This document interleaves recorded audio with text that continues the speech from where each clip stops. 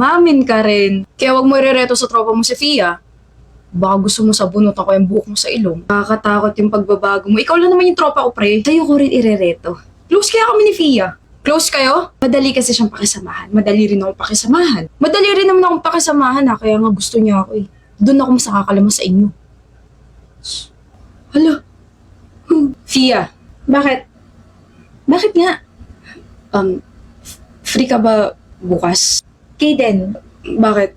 may ginagawa ko. Layo ka muna. Bakit? Kasi nakakaistorbo ka ng tao. Ah, okay. Fia, stop. Pwede ba tayo mag-usap kasi may sasabihin lang ako eh. Kaden, pwede bang tigilan mo muna ako? Alam ko namang close na tayo, pero kasi busy ako, may hinahabol ako. May hinahabol ka ng iba? Ha? Hindi na ako? Ano? Ewan ko sa'yo. Alam mo, kung problemado ka, dun ka muna sa BFF mo. If you think your life is sinking, pati na rin yung akin, okay? So group yourself into 6 muna, okay? Laters. Ba't ganun? Bukas na nga lang.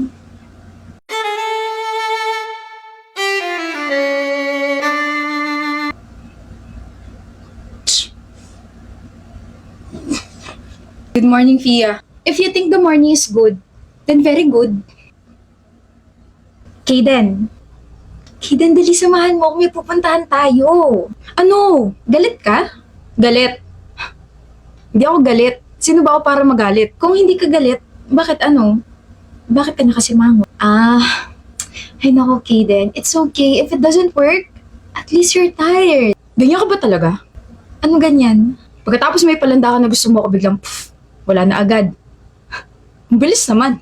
Ha? Oo, galit ako. Daya mo kasi. Okay naman tayong dalawa tapos biglang hindi mo na ako pinapansin kahapon. Actually, pinapansin mo pa rin naman ako pero cold ka na. Hindi ka na katulad ng dati. May nagawa ba ako? May nasabi ba ako ikakasakit ng damdamin mo? May narinig ka bang rumor tungkol sa akin? I can address that agad. Kaden, Kung kailan gusto na kita, tsaka mo ko iiwan sa ere.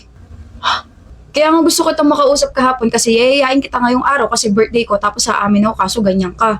Ano sabi mo? If it doesn't work, at least I'm tired. Baka ikaw yun. Hindi pa nga ako kumikilos, pagod ka na agad eh. Huh? Pero kung wala na talaga, I'm so sorry for being late. I was confused eh.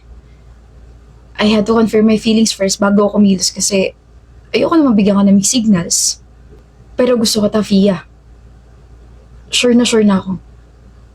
Gusto kita. Naiirita ako sa mga weird quotes mo nung una, pero the next thing I know, napapangiti mo na ako sa sobrang kawitihan mo eh. Kaya ang motto ko ngayon, try and try until I'm tried. Wow. Time is really the ultimate true timer, no? What? Kaya kita hindi pinapansin kasi I was busy preparing something. Preparing for what? Birthday mo ngayon, di ba? Nagpe-prepare ako ng surprise since yesterday. Mga kailangan sa birthday party bukas ni Kaden. Cake. Balloons. Sorry, Kaden. Hinahabol pa rin naman kita pero kasi mas hinahabol ko yung mga kailangan gawin para bukas sa birthday mo. Mukhang maliliit ng deliver bukas yung cake Patay tayo dyan. Alam mo yung yung cold muna, hindi maalala kung ano yung occasion ngayon para sa mismong birthday mo. Surprise! Ganun yung peg ko sana. Kaso hindi ko naman in-expect na ganito yung kalalabasan. Like, ako pa yun na surprise. Sabi ko nabuhay ka talaga para sa akin. Pero ayun, kaya pinansin na rin kita kasi papapuntahin kita sa kabilang room kasi may balloons and cake na ron. Para surprise, maraming invited.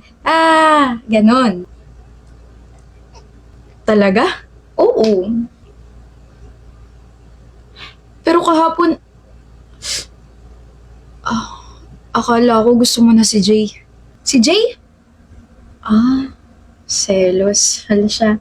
Ano ka ba? Nag-usap lang kami kasi may tinanong lang ako ng mga favorites po. Ayun, kasama sa handa yun. Nag-ambagan kami. Ambag. Ganon. So gusto mo pa rin ako? Hindi mababaw yung feelings ko sa'yo, no? Pang-adult swimming pool kaya to. Gusto pa rin kita, Kaden.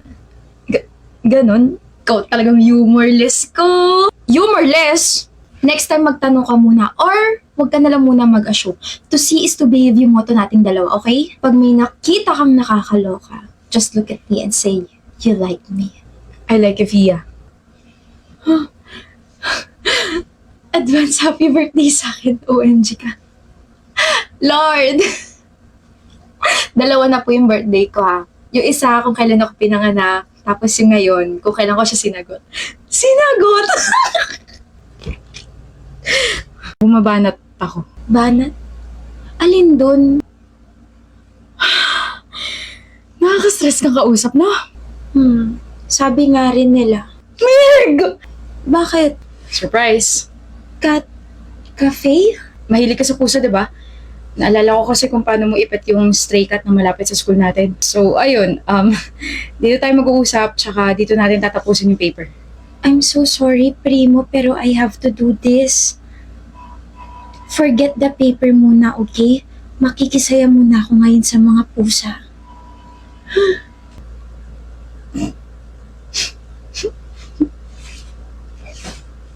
Cute!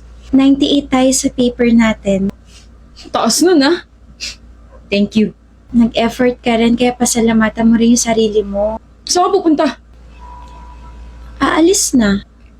Hindi na ba tayo makikita? Tapos na yung project natin, Primo. Hindi na tayo partners. Hindi na ba tayo magkikita araw-araw para gumawa ng paper? I mean, magkaklase lang tayo sa subject ni Miss Candice, pero hindi ba pwedeng... Wala na rin project para sa atin si Mama. Pwede naman tayo maging partners for life.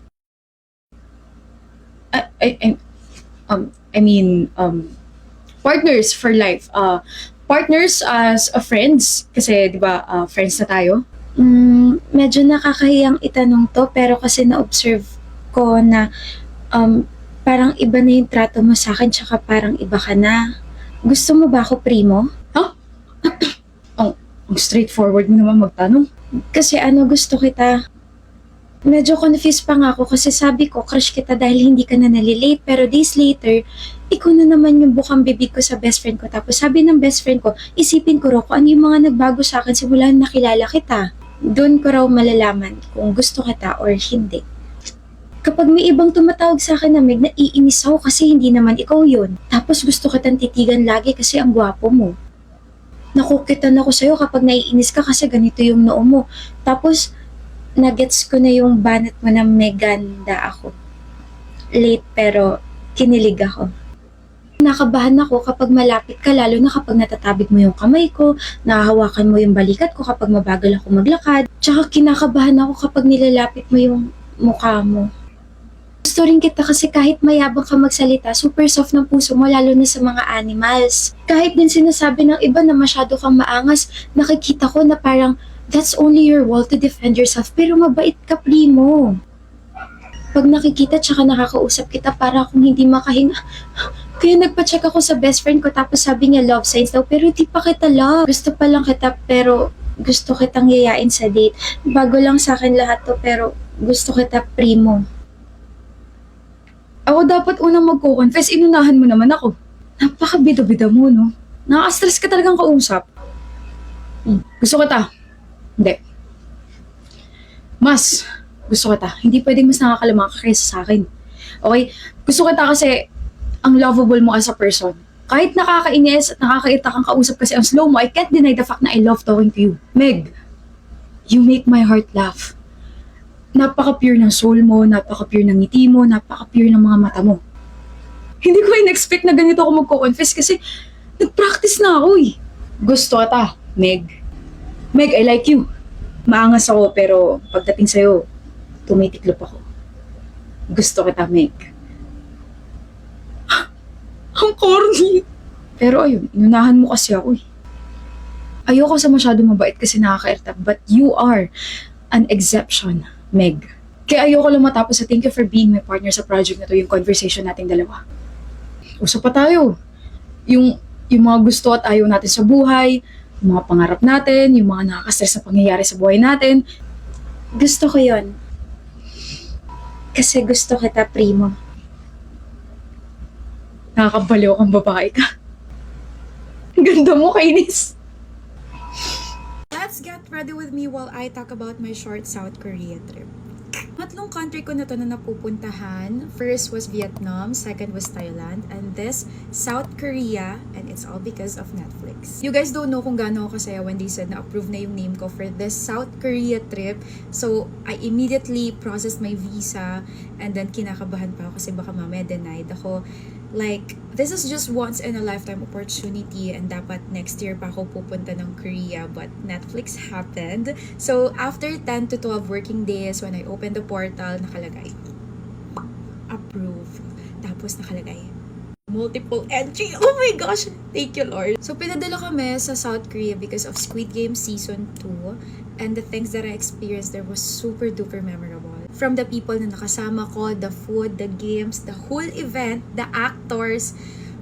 Grabe! December 6, we flew to Korea. And then pagkarating namin doon, nag-dinner lang kami. And doon ko first time naramdaman yung lamig. Like nag-negative 2 or negative 1 yata, if I'm not mistaken. Like yung lamig, tumatagos siya sa brain. Ay, brain ba to? December 7 morning, for the first time in my life, kumain ako, nag-stroll ako, nag-shopping ako, dinamdam ko yung lamig sa Korea ng mag-isa. Tapos sa ibang bansa pa. Uy, nako, kakakilig. Masaya pala. Dapat kasi na makakasama ko dun sa morning stroll na yon, sa morning gala. Tulog pa siya, so sabi ko, ayoko naman mabagot sa mismong hotel room ko, kaya sige, I'll just use my brain, my eyes, the maps, and then gagala ako mag-isa. Pero, habang pabalik na ako ng hotel, hindi ako gumamit ng maps. Like, kaka-proud. Mind you, wala po akong sense of direction. Kaya, grabing fulfillment yun. Nagabihan no, nag-welcome dinner lang ang buong Netflix and yung mga creators galing sa ibang bansa. December 8, pinagsuot na kami ng uniform, yung tracksuit and the shoes from Puma. Tapos, doon na nagsimula lahat ng mga activities namin. So, yung mga ginawa namin doon, we learned a short and easy dance. We customized our hoodie and keychain. Nag-photo shoot, nag-photo booth, and then naglaro kami. Tapos doon na-test yung pagiging competitive namin kasi nagtatalo na kami, nakakaloka. Side note, nanalo kami nila Sofia, Allen, and then ako. Diba? Team Baby! December 9, the most exciting part, pumunta kami sa Dongdaemun Design Plaza for the Squid Game Activation Zone. Like, we played some games, took our photos and videos, nanalo pa kami stuffed toy. Tapos nag-photoshoot kami sa Step and Repeat, and then we met the characters of the Squid Game Season 2. Like, girl, face to face! Ang OA, pero kasi hindi ko talaga makontain yung kilig ko. Like, nanonood na akong K-drama since bata pa ako.